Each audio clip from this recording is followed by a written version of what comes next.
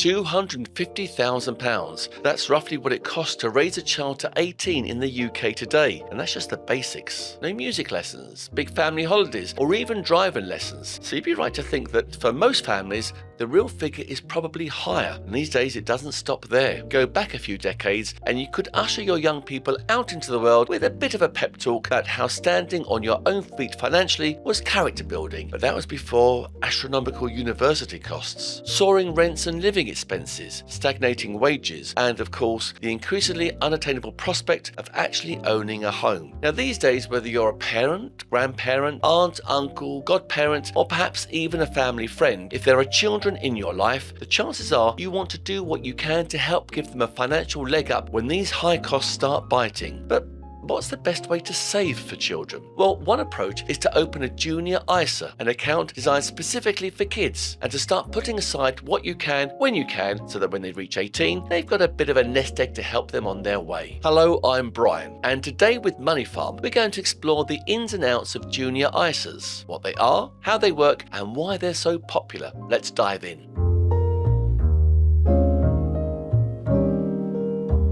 So what exactly is a junior ISA? Well, ISA stands for Individual Savings Account, and ISAs are a special kind of account that lets us save without paying any tax on interest or investment gains. A junior ISA is an ISA specifically designed for children. According to the latest available government figures from the 2023 to 24 tax year, around 1.37 million junior ISAs had money paid into them, and for good reason. Junior ISAs are available to children from birth to 18 who live in the UK, with one small exception. Children born between the 1st of September 2002 and the 2nd of January 2011 were given a child trust fund by the government at that time. Now, these have since been replaced by junior ISAs, and anyone with a child trust fund can transfer theirs across to a junior ISA. Many of those with child trust funds have already turned 18 or had theirs transferred into junior ISAs, but there are still some children with child trust funds. You can't have a child trust fund and a junior ISA at the same time. So if you've got a child with a child trust fund and you'd rather they had a junior ISA, you'll need to transfer it, which is simple to do, and you can do this with MoneyFarm. So let's get back to junior ISAs. A parent or a guardian has to set up the account for the child, but once that's done, anyone can pay into it. Parents, grandparents, friends, you name it. Now, because of the tax benefits, there's a limit to the amount that can be paid into junior ISAs. That limit is currently £9,000 per tax year per child, and importantly, it's separate from your own ISA allowance, so it doesn't eat into the £20,000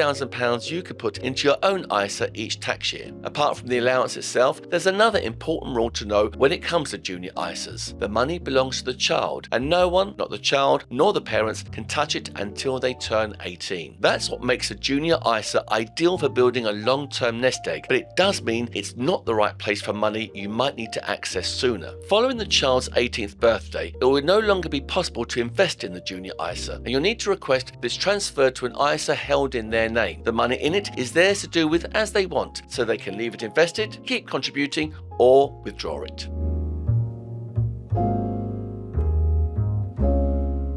Now, one of the key things to know about junior ISAs is you get a choice between a junior cash ISA or a junior stocks and shares ISA. The cash version is basically a cash savings account, but with the features I've already mentioned. Tax perks, £9,000 a year limit, and no access until you're 18. A junior stocks and shares ISA, on the other hand, creates an incredibly simple way for people to invest for children, something that had been quite expensive and tricky back in the day. Most people, to be honest, default to cash because it feels safer and simpler. But when you're saving for a child over 10, 15, maybe 18 years, cash has a hidden problem, and its name is inflation. Inflation is the gradual rise in the cost of all goods and services over time, and what it quietly does is erode the real value of your savings, which means that the money in the account might be growing in number, but what it can actually buy is shrinking. As an example, between 2008, when today's 18-year-olds were born, and January 2026, prices rose 65%. And this means that in 2026, you need £165 to buy what £100 would have bought you back then. So for this reason, investing in the stock market is a way to protect our money against rising prices and allow it to grow over time, and maybe help the child in the future cover the cost of university fees or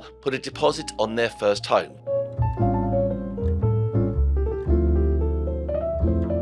So how does a junior stocks and shares ISA actually work in practice? Well, once a parent or guardian has opened the account, you or anyone else who wants to contribute can pay money in, up to that £9,000 annual limit. The money is then used to buy investments with the aim of growing over time. In theory, you can buy individual shares in companies or pick from a range of funds, things like index funds or ETFs that spread your money across dozens or even hundreds of companies at once, which helps manage risk through diversification. But to be fair, not all of us have the time or the knowledge to try and pick where to invest money, which is why there are solutions like MoneyFarm's managed portfolios. This is where an investment professional builds and manages a portfolio on your behalf, choosing a mix of investments that suit the time horizon and the level of risk you're comfortable with, and then monitoring and rebalancing it over time. And that means you don't have to make day-to-day decisions. You just contribute what you can for the child, when you can, and let the professionals handle the rest. MoneyFarm offers exactly this with their managed junior ISAs, a cost-effective, expertly managed and diversified portfolio available even if you've never invested before. You can start with relatively small amounts and build up gradually over the years. So, if you want to learn more, be sure to check the description. So if you're thinking about setting up a junior ISA for a child, here's a few practical tips. The earlier you start, the more time the money has to grow. But starting at any point is better than not starting at all. Even small amounts can add up over the years, particularly when you take compounding into account. It can help to set up regular monthly contributions into the junior ISA, and this way saving happens automatically without having to think about it. And remember, it doesn't have to be just parents contributing. Family and friends can chip in too. For example, at Christmas or birthdays. Now, I know redirecting birthday and Christmas money into a junior ISA might feel less exciting than a present, but trust me, the child's future self will almost certainly thank you for it. So there you have it, a rundown of junior ISAs, how they work, and why the choice between cash and investing is worth thinking carefully about when you've got years on your side. If you found this video helpful, please do subscribe. And if you want to learn more about MoneyFarm, check the description below. And as always, I do look forward to seeing you in the next video. Bye bye for now.